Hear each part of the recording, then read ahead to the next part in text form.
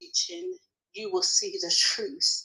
And it is so encouraging. So I would encourage you. That was broadcast on Wednesday. Also, we're here every Thursday at 1 p.m. and 7 p.m. Eastern Standard Time, where we are continuing our discussion of Genesis, and we've just concluded Genesis 13. We have been in the book of Genesis for a few months now, and it is a very slow and exhaustive read, but very informative. We are opening our Sabbath study, so we begin tonight at 11 p.m. Eastern Standard Time. And we continue to look through from Genesis down to Deuteronomy as we explore and look at Yahweh's intention as we honor the Sabbath. So we will go through the scriptures as how to honor the Sabbath, and also see what the Torah is saying whilst we are in the Sabbath. We continue our studies on Saturday at 11 a.m. on Saturday morning. We are also here every Sunday for our Morrow After Sabbath service, where we open up our doors to you, that you can come and fellowship with us. We broadcast live from Facebook every Sunday at 10:15 a.m. And if that may not fit to according to the schedule, we will always inform you. Also to note that you can join us here on Clubhouse when we're having our Morrow After Sabbath service, where we invite you to ping or to share anybody that you feel would benefit from Apostles' teachings. We also want to say that we encourage you to follow Apostle, although his icon is not up in this room at the moment. If you follow any of the mods, you'll also be able to join in any of the clubs. The clubs in which Apostle teaches in is one, the Preceding Word. So please make sure you follow that club. Darash Kingdom Ministries. So make sure you follow that club, and the Bible Book Club. It is truly a pleasure being here with you. And as we are just about to open up, we are going to ask, if possible, if you have been part of these discussions, if you can just oblige by sharing the discussion. You can do so down by the bottom of the Clubhouse page. You'll see the two prongs. At the moment it's one, so it's telling me only one person has made a comment about this room on Clubhouse. So please, if you will do that. Alternatively, you can just share this room. And likewise, if you're on Facebook, we also encourage you to do so. I just will hand over and ask our Elder Rogers if she would open us up in prayer. And once she finishes, then Elder Regina will commence today's broadcast. Thank you, Elder Rogers. Shalom, shalom to everyone. Yahweh, we thank you so very much for all of your mercy, your kindness, your grace. Thank you for your mercies that are renewed every day. Yahweh, we come to you asking you that you forgive us for anything we may have thought, said, or done. Any act of sin, whether it was omission or commission, please cleanse us, put us in right standing with you and your word. Father, we ask that you please look upon your people everywhere, wherever they may be, whether they're listening to this on archives or even on today or in the future, whenever. Let something be said that will aid them in the livelihood of them, not only themselves, but their family, their community. Father, help them, help us to take the word in so that we can live the life that you would have us to live, that we can be more about your business. And we ask we ask that you would please look on Apostle V.W. Jones, bless him in whatever the task that you have set before him in his hands to accomplish. We ask that you please let your will be done in our lives. And as we wait expectantly for the manifestation of these requests, help us to walk upright and perfect before you in holiness and in love, as your word declared that we should live by. All these blessings we ask you in the name of Yeshua HaMashiach. And we say, Amen. Amen. Thank you, Minister Jackie, for the announcements, and Elder Rogers for the prayer. We just want to let everyone know that I did speak with Apostle earlier, and something came up. He was not going to be able to be in video. And I hope that everyone on Facebook can hear us well. And we will be starting just in a moment. We are doing a replay from yesterday's special edition. I also want to draw your attention to the link above, and Facebook will post that link again in the comments, the origins of modern day policing. Now, Apostle did share that with us yesterday. He is not supporting the NAACP, but he believes that the article was very informative and one that we should study in preparation for what would have been part 4 today. I imagine that it would be part 4 tomorrow, not tomorrow, excuse me, on Monday, should everything align. Facebook, I do want to apologize to you that you will only have audio today, just simply because the request came in so late. It does take like 2 hours to re-render videos and then post them up. And I did not have that time to get everything set. So I apologize. I hope that audio is well. This is a replay of yesterday's special edition. And so I will go ahead and click play now for both Facebook and Clubhouse. And please ping those in who've not been here before. So shalom in just one moment.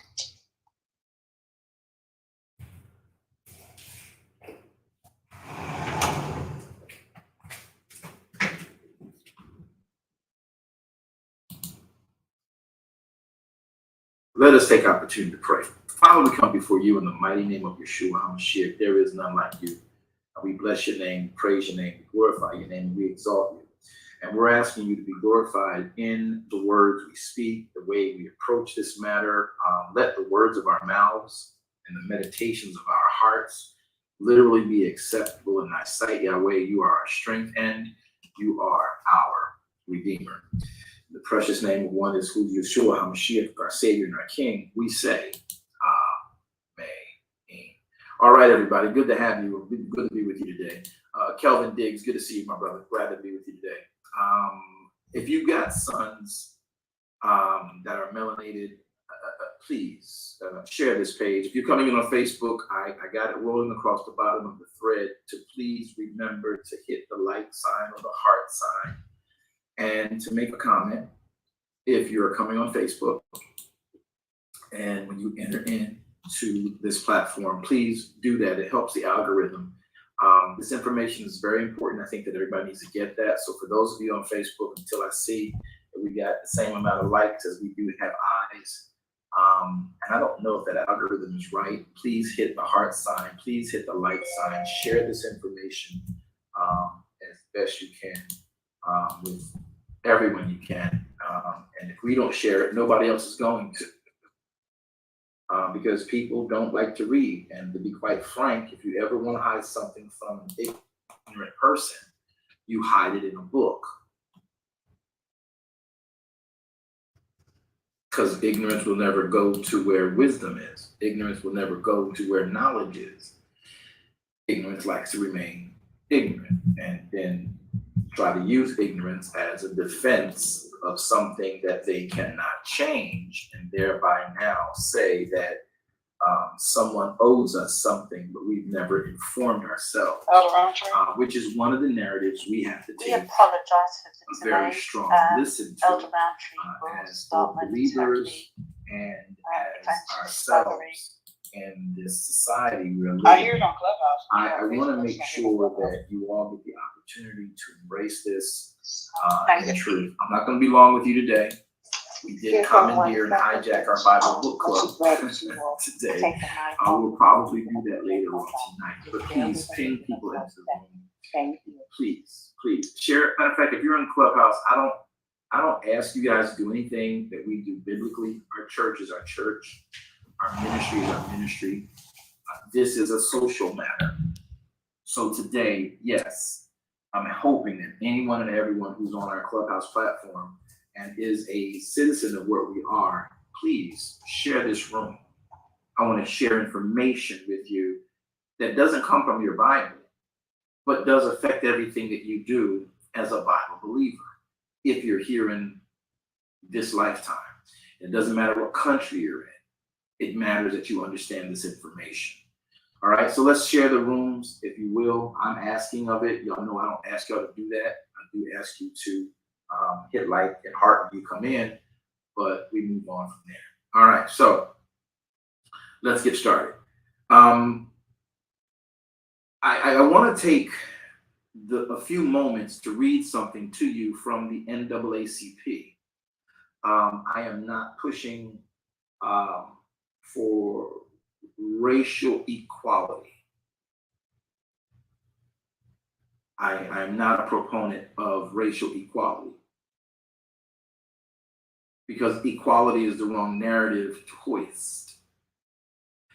We need fairness because equality would suggest that a person who may be lazy and a person who may be very industrious should possess the same thing.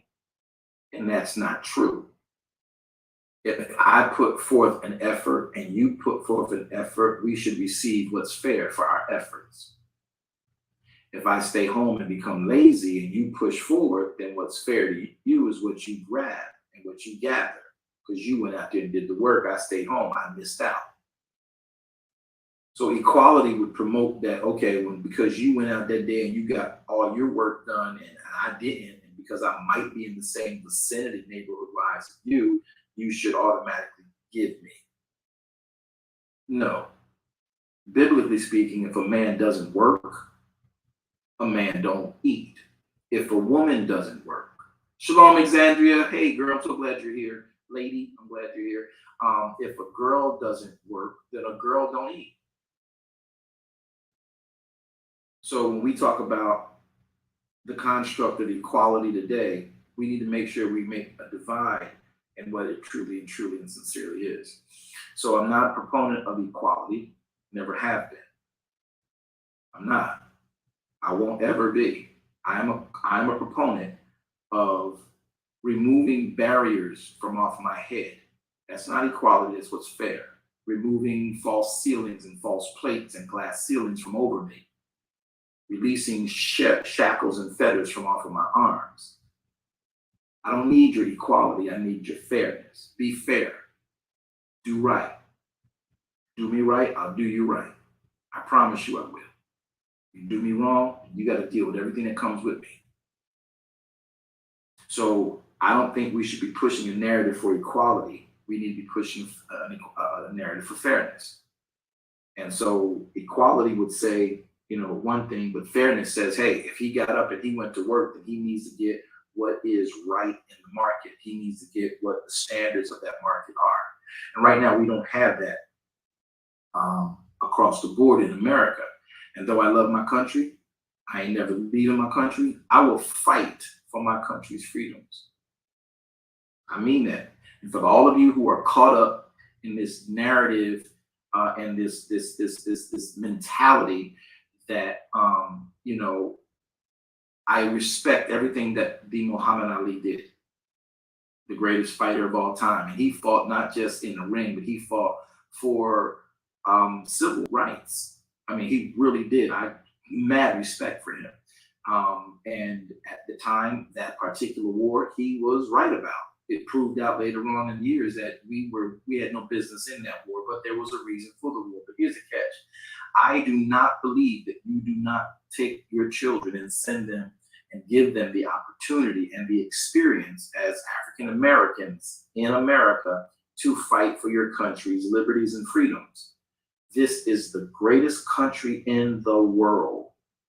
We also have some of the greatest problems in the world.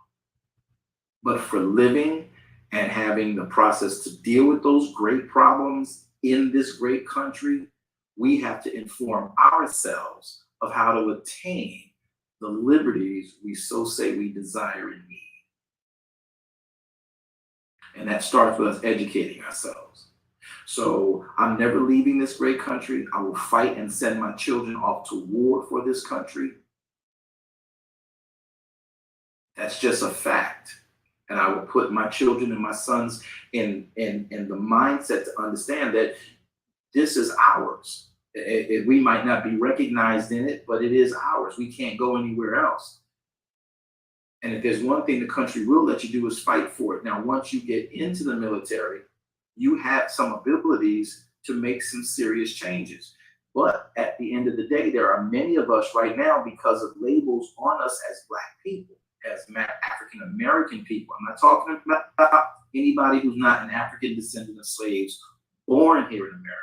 I'm not talking about foreigners who I love coming over here who are melanated and being a part of our society, getting a business, becoming a physician, becoming an attorney. Glad for you, happy for you. But for those of us who have certain blockages on us that people think we're just being lazy behind, I need you to understand that we have to take whatever options we can to get up and get out. And I promise you that the military is a place that the American public will allow you to go into, the American government will allow you to go into, and you can literally go in and get your education paid for and become qualified to become an officer.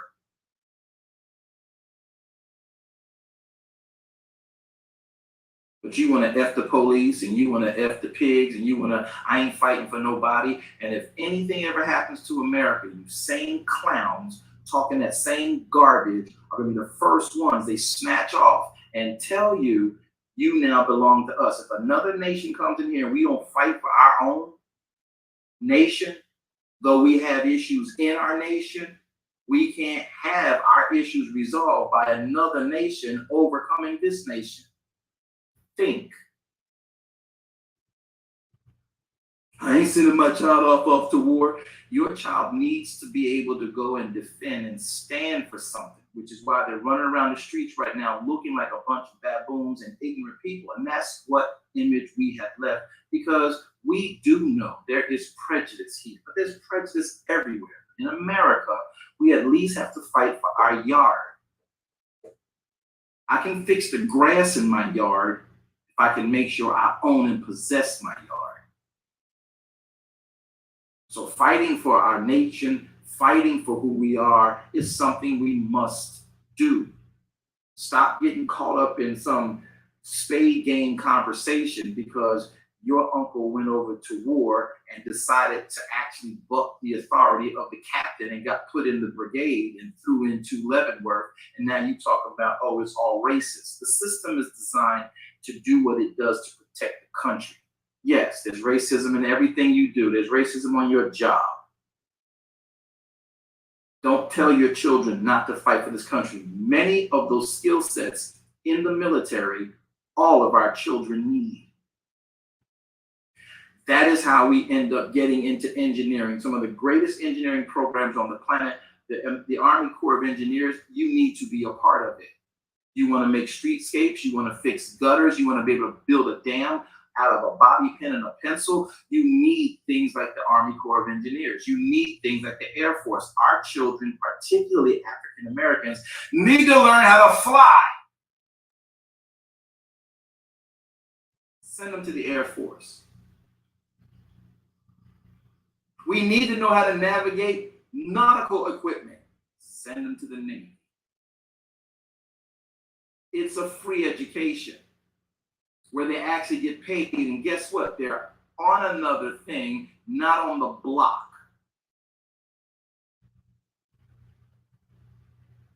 They may get into things in the various natures, but we as African Americans have to give them a chance. And if they're not graduating and going to college, if they're not graduating and going to a good HBCU, I promise you there are some bad ones. And if they're not going to Ivy League schools because they're hiring their education, then get them into the military. If they've got so many labels on them because they were in detention camps and they were in, JUCO, which we call not JUCO schools, but the system for youth, whatever it's called. they're in there. Juvenile detention, thank you, and whatever else comes with that based on your state, then they're going to be hindered from doing a lot of things. The one thing that they will take them in is the military. It is the government's way to say we will at least try to transform someone in this particular capacity, in this space, because it's so strict. You want to keep them back because you're afraid of losing them to war, and you lose them to the dope boy on the block. You miss me with that. Let them die doing something at least that looks honorable. Because we're dying no matter what. You want them to die in a traffic stop rather than fighting for your country, your safety, your liberties?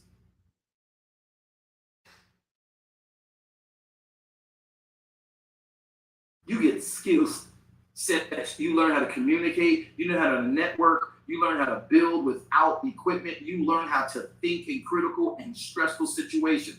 Oh, they got them in gas masks. Yes. You knew what goes on in these streets, the kind of torture that goes on in these streets. Some of those skill sets will help a person survive if they should be accosted in any weird scenario. So what I'm trying to tell you is we have to change our mindset, African Americans in America, and some of you all over the countries as well. At least fight for your country that you right now are residing in and receiving whatever form of benefits you have become comfortable with. I didn't say normalize racism. I didn't say normalize inequality or injustice. But y'all need to get off that stoop talking that garbage. But you want the police not to arrest you and beat you.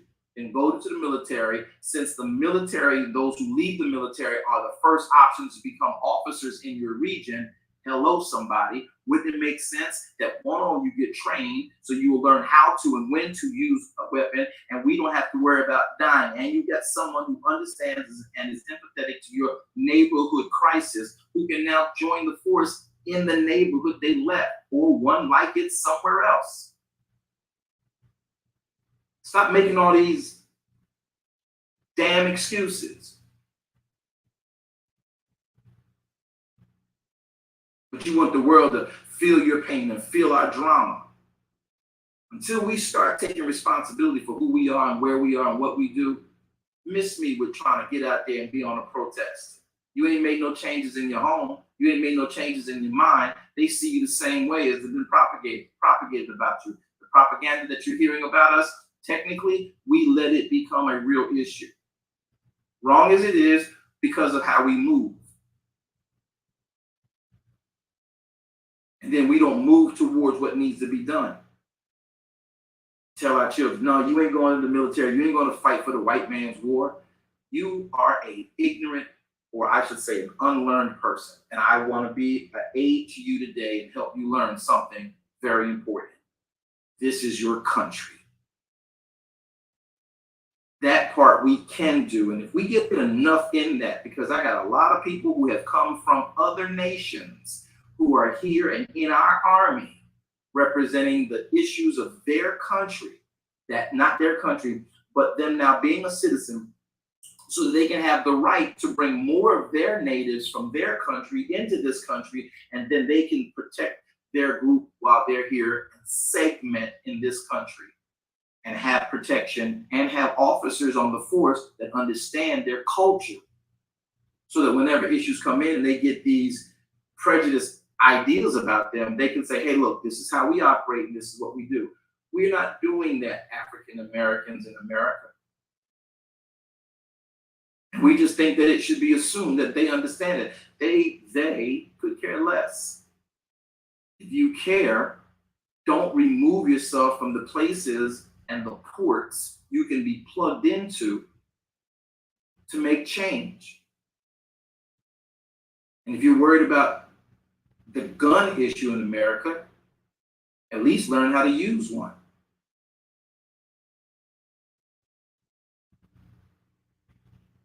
The military helps you become a responsible entity to protect what is your lifestyle and your way of life.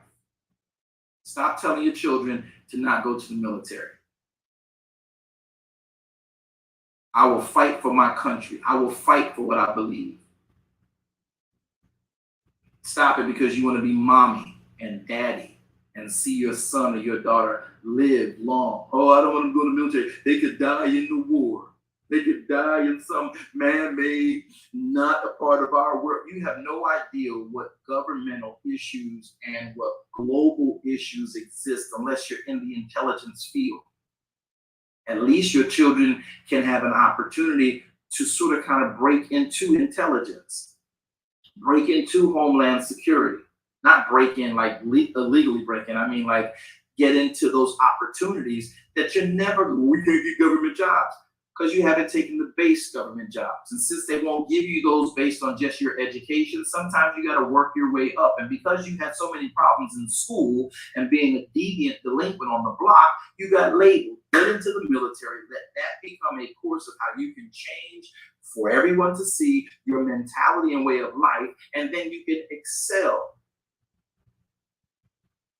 Get into those areas. Make it a career. The funny part is that you got some of the best medical services you can get. It's got its issues. Yes, it does.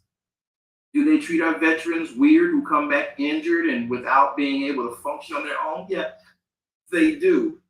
Every military in every country has the same issue. Stop griping and whining because you heard two people come back complaining about what their experiences was as a black person in the military. If you don't take all of your mindset into the military, when you go to the military, you African-American men and women, you can't go into the military with your mindset from the block you grew up on. You can't go into the military with your mindset of the house your mom and your dad built for you. They clean up behind you. They put food in the refrigerator for you. They put food in the cupboards for you. They make sure that you go to class, and they make sure that you have your baseball glove and mitt and football cleats and soccer cleats and all that you need to do what you do. In the military, they ain't your parents. We are fellow military men defending our country. Your mom and your dad ain't there to clean up after you. We teach you what you need to do to make your bed. We teach you how to clean up. We teach you how to cook. We teach you how to use survival techniques. So if you're out in the woods, you know what bugs to eat to survive. So when that person comes back, they at least know how to make a bed. Nobody from the military does not know how to make a bed. And if you got a husband or you got a wife who don't know how to make a bed, you should have wished and prayed to God that they went to the military before they met you, instead of complaining about the fact that I always got to make the bed. And do you make it right? So all I'm trying to say, in a little bit of humor, make it your business to do everything that we can do as African Americans to make a serious change. And we have to get into systems. But what I'm finding out at the ground level for the African American plight is that we're removing our children from getting into training techniques and training issues that can help us ascend into places that we can literally make serious change. If we have police brutality, get your children into the military. They're safer there than they are on your block. And I don't care I don't care if you were in the suburbs, when you get them into the military and based on their ASVAB scores, that can determine where they go, what they're in the Army, what their military occupational specialty will become. Everybody has to go through boot camp. Everybody has to go through the rigors of understanding how to press your limits, press your skills beyond the limits that you have. Everybody has to go through that. Everybody got to go through basic training. That's why it's called basic training. But your intellect on the scores you took to get into the military determine where they will place you. Are there games of politics in that? Are there games of racism in that? Yes, they are. But you sometimes have to take a short for the long haul. You will get there. You just got to keep going until whoever is blocking you dies or is removed because they've been found out they've been stifling people's lives. And then you excel. And if you got faith, Yahweh does not care who is over you. He will change all things so you can excel. But if you're complaining and murmuring about this all the time, which is against kingdom principle, then you're stuck where you are. I need y'all to understand that.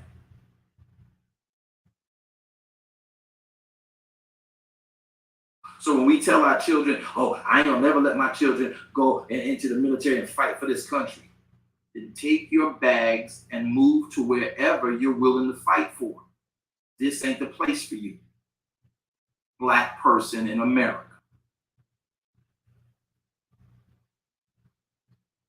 You don't want to fight for your land. You don't want to fight for your freedoms, though they may be restrained because of your color of your skin. How are you going to fix it? Possess your yard before you can actually go in and change the grass in your yard.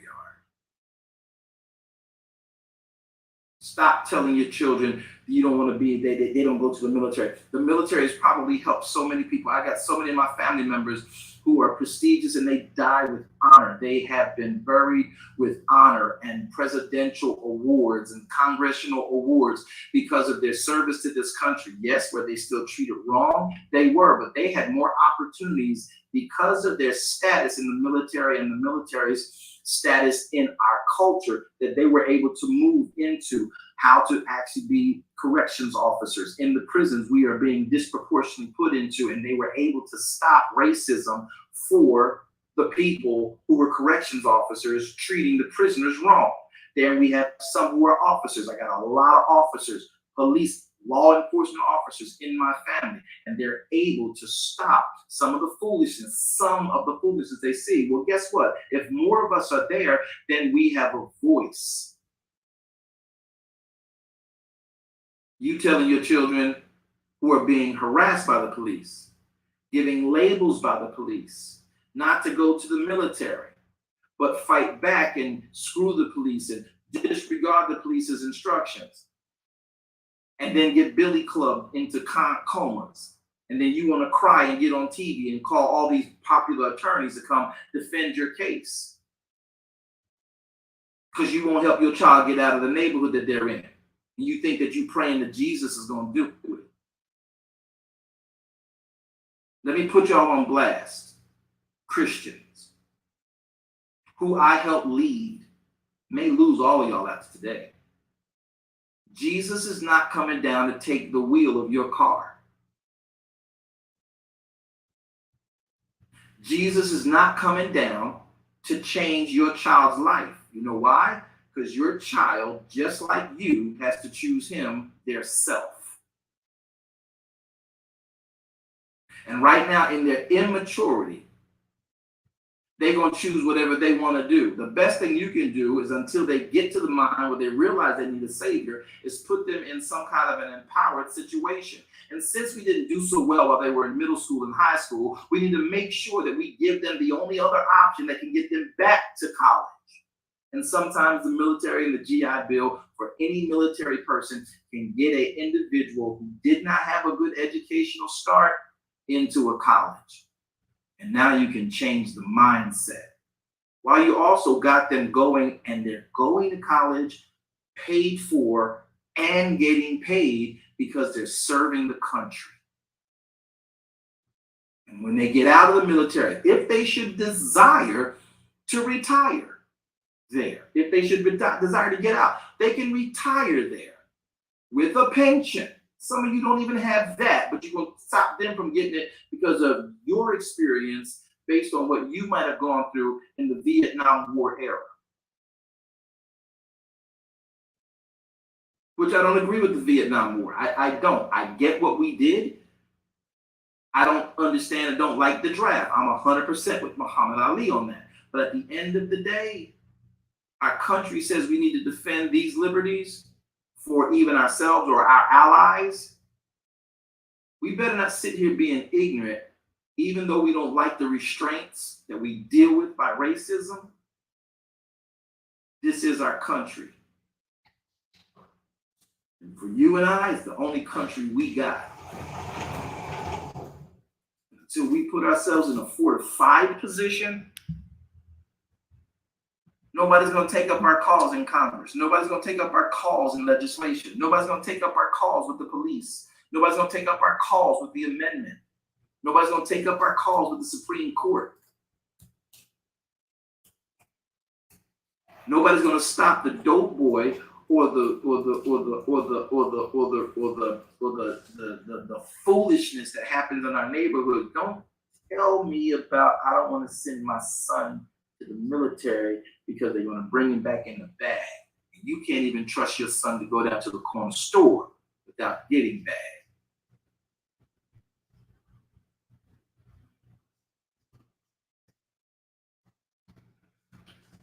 Stop that mess.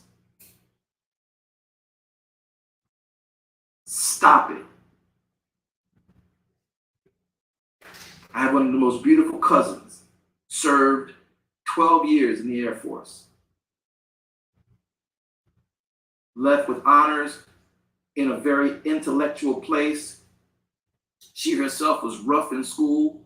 Her father and mother got her into the military, not got her into, but recommended. She followed her dad. She went into the Air Force. She was in there for 12 years. In her second year out of the military, she got killed in a 7-Eleven.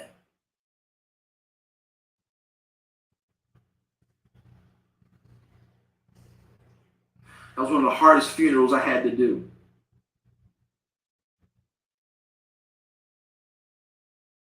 So don't tell me about people and your people dying in the war. Help your children become educated. Start in your home today. Today. Go get hooked on phonics and give it to every child under 5 that you know in your family.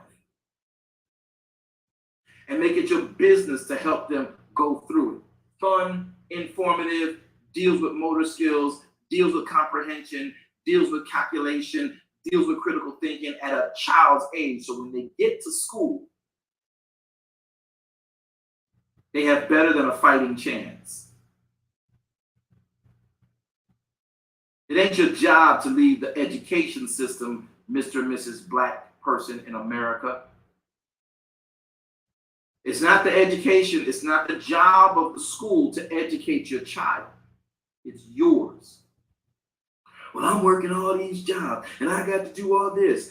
Bite that bullet. Sit down with them, tired, yawning. You sit on the phone and talk with everybody else. You get on Facebook and Twitter and you doing TikTok. It takes you how long to do those rehearsed TikTok things you do? And you mean to tell me you can't take that 35 minutes to sit with your child and make sure that they're doing hooked on phonics, or you yourself engaging in what they need to do and help them understand what they might have some dilemma with, instead of trying to say, I'm going to go hire a tutor, because that tutor could be telling them anything. You have no idea what's going on. You better be your child's tutor, Black person in America.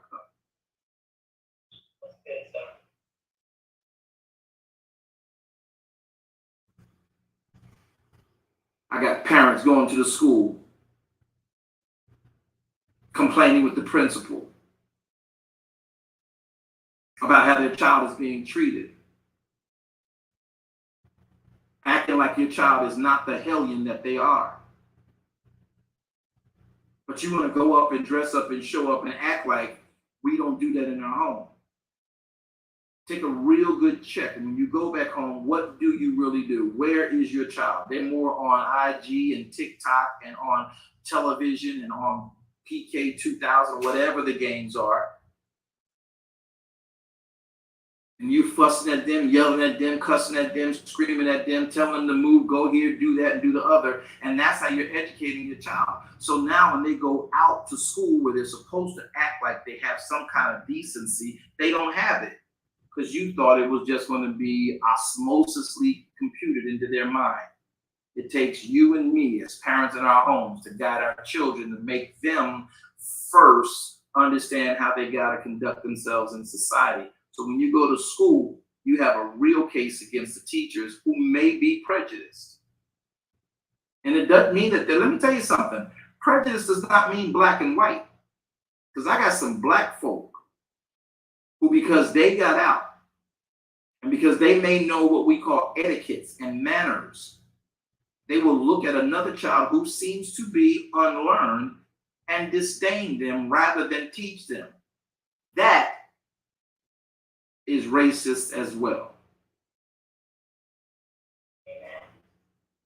That is prejudice as well. So now you got class prejudice.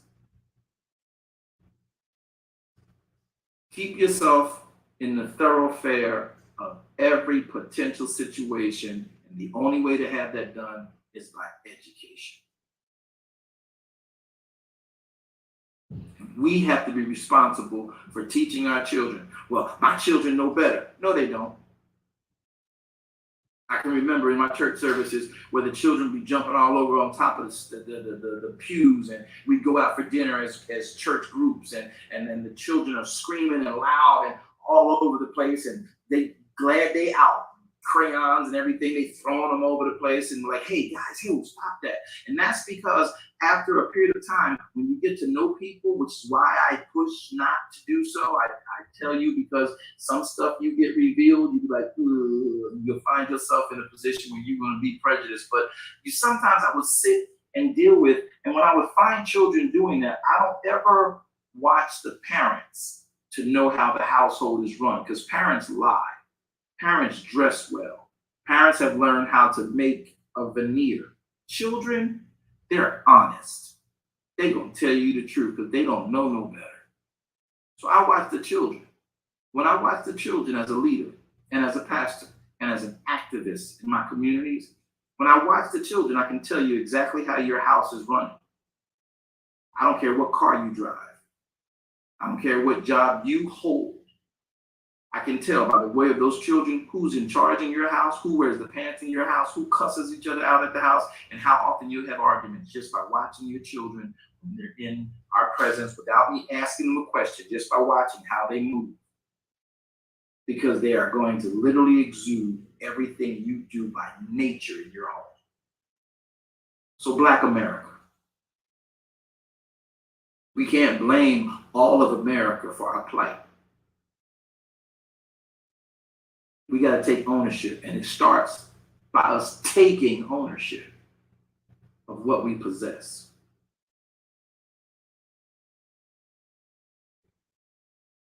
You have those children for a very brief time. We can eliminate burying some of them without honor. You cannot fight death. You cannot fight war. You cannot fight other people doing nefarious things. But you can control whether your child, should they be in a divine movement, taken out of this planet, whether they are taken off this planet in honor or in dishonor.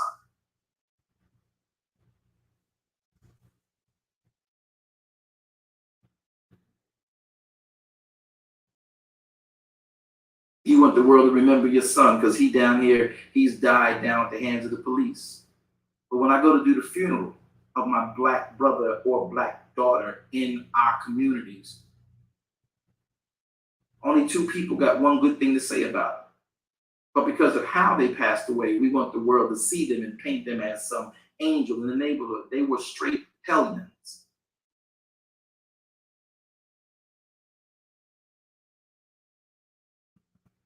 Abusive bullies, tricks, Johns, hitting the lick anytime they could. We ain't got nothing good to say about them. But the way they died, we now think we have a pass to say something good about them and add them to the movement of our oppression. Which those actions are the real reasons we are oppressed. And it starts with us. We got to own that. We got to step up. And we have to begin to educate our children and be monitors of what we let them see and hear. I didn't say control freaks. I said overseers. Get them into the best possible positions. If we didn't do our job well enough in school, help to admonish them to take the military before their bodies can't meet the test and pass the physicals. It's a turnaround. And then if they come out, they might still have a chance to become a part of law enforcement where it's a risk. But these boys protect themselves pretty well. And if we can get behind that shield and not just make it home because of the shield, but also help to put a shield to the people that we are most concerned about, because no one understands what we do and where we are and how we operate, because they won't take time to take any kind of a consideration from someone who comes from that environment, but they'll take a psychological evaluation from someone who's sitting up in some ivory tower, passing down judgment about what we are, while they also send out issues to see how we bite on bait and then judge us on that. They have no idea who we are. African Americans, Black African Americans in the United States, born of descendants of slaves, people who did not choose to come to this country, but who were drugged to this country, separated from their country, separated from their families, and made to start over with no bearings as to who they were or what they were, save what they had in their mind about their mom or their dad. Those individuals in this country are always looking to be unified. We're always looking to do what's right. And we've been taught, listen, love your neighbors. We're willing to do that. But it's funny how the neighbors we want to love, who are telling us we should love our neighbors, don't love back. We got to find a way to overcome that. We got to be able to do what we do. And this is where the kingdom perspective comes in at. Tomorrow I want to read an article for you, so I want all of you to get caught up on it. When I come in for the preceding word tomorrow, we're going to be talking about what is called, there's an article about the NAACP. It explains history. I think it's a great article. You should go read it. Excuse me, pardon me. But it's just go on NAACP.org and search for the origins of modern day policing. Now, I'm not bashing our police. I just want you to know the history and the origin of it, which is why I gave you the article on the invention of the police. I read so many articles, so much information on this subject matter that I'm able to talk about it with clarity, just like I do the Bible.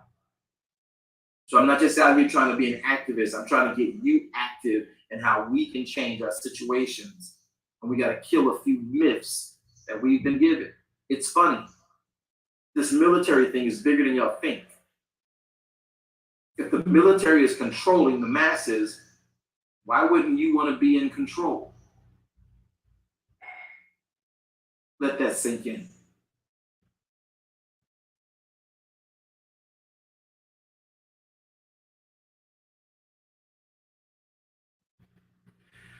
The origins of modern day policing. Tough on crime, breaks down slave patrols, it breaks down the continuing biases, and then we'll talk about some of this tomorrow on the preceding word. I hope that you guys have enjoyed this program and allowed yourselves to understand that we have more to do ourselves before we actually ask other people to help us. We have more to do ourselves in our own space than the help we're requesting from outside. We have to start. We have to present. And guess what? They're not going to be willing to accept your change. You're going to have to be content with us changing for ourselves. And then somewhere down the line, a politician is going to realize that we have dealt and begun to create a force to be reckoned with. And then as we begin to occupy different regions and areas of our nation, of our areas we live in, control our finances, control our product production, and not just become consumers, but producers, not only of products that make money, but of children and girls, boys and girls, men and women who have valuable contributions to the global landscape, like we used to do back when we actually mattered, more than we matter today. So much so that they began to try and cut it off. We got a whole lot of work to do within ourselves before we can go out here and say, y'all need to respect us. Reason is, we don't respect ourselves. If we know that they're trying to put us in jail, you need to be teaching your children what not to do to go to jail. And if you see them switch the narrative to shift to getting that put in jail, now you have a greater argument and case. This is nothing new, y'all. We knew this. I'm telling some of you because some of you never thought about it or heard about it. Get with your grandchildren, get with your nieces, get with your nephews, get with your child. And if you have to restrict certain access of your child, it's better for you to restrict it at home than to have the police restrict it in the streets, because that puts them incarcerated.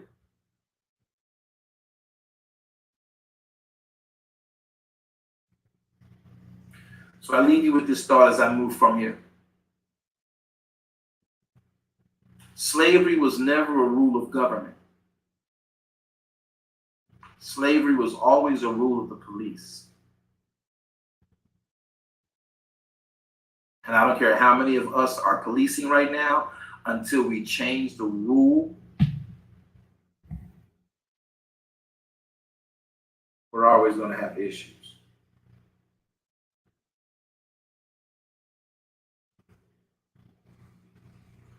The strategy is we got to start with us. Sit your child down. Teach your child how to eat. There was a Minister Shirley Walker and Ann Brown Payne when I first started ministry in Orlando. I would have them come in and teach our children etiquettes. And I don't even like the Queen. I'm not a fan of the monarchy of Britain. I'm just not. Why? Because I was trained not to be by the school system of America. Anything that Britain did, we had to have a counter to it. We had to have our version of it. That's why you got two different types of measuring systems. In part, you got what is known as the metric system, which is the UK, European. And you got this thing called the American foot, yard, and inch system. Because we refuse to do anything Britain. So we're indoctrinated that way. We don't even like tea in America. We want coffee. And if we do tea, it's got to be iced tea. We're not doing tea and crumpets. We're not doing scones. We don't even like scones. Because we were taught against it in our system of education. Because we did not want to be, but we needed to be competition to Britain. This is deeper than y'all think. So now we got to start making a change. When you get education, most African Americans have never left America. So whenever they see a new culture, it is what it is. We have to change that narrative. There's much more I want to share with y'all, but I'm done for today. Did you guys enjoy the program broadcast? You can come off of mute if you want. Absolutely. Yes, awesome. Thank you very much. Very important. Stop this narrative of not letting your children get into the military. What you do is you teach your children to pass the ASVAB, pass the testing for the military. No disrespect, but there are certain portions of the military that require straight infantry. But then there's straight infantry at a higher level, like the Green Berets in the Army, like the Rangers in the Army, like the Navy SEALs in the Navy. And there are other types of ops that, though they are infantry, they are high tech. But you got to have a brain. You got to pass tests, and then you have to be physically capable of doing that. We can get the physical part. We are real good at that. We got to fix this in our community. And it starts with the parents who didn't get theirs fixed. So yes, we have a task because we don't know what to do. But if we come together, Like we did with Minister Walker and Elder Payne, we would get together and teach our children etiquettes. Here is how you sit down at a table. How many of you right now know the difference between a salad fork and a regular fork or a dessert fork? How many of you know the difference between the glasses that sit at a table? These types of etiquettes, we think they're all just about chivalry, are necessary to be learned when you go abroad. Do you not know? Do you not know? Do you not know that people sit at restaurants and watch your children and watch you? And that they see how you pick the items and use them? You sit there with a fork in your hand and you talking with the fork all up in your eyes and all over the table. You are ignorant to them. You don't know how to take your napkin off the plate and put it down. You got a napkin that's designed for on top of your plate and you don't have it in your lap, but you keep it on top of the table. That speaks volumes. You got your elbow sitting on the table. It speaks volumes. Certain arenas don't want to bring you in because you don't know how to act when they bring you in. So therefore, you are not going to embarrass them. And some of us who are African Americans who know this, we judge other African Americans by this, and that determines whether we get down with you and share vital information. Sad, but true.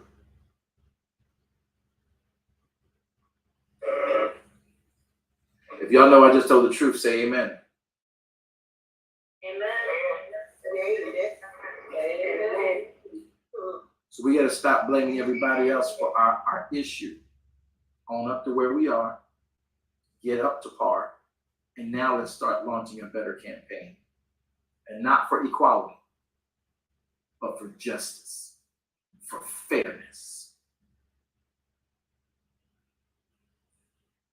All right, guys, I got to let y'all go. Yes. Thanks for the preceding word. Moderators, tell us why we're here. Shalom, everyone. Thanks so much for being here today. The subject matter was part 3 of State of the Black American Citizen with a Kingdom Perspective.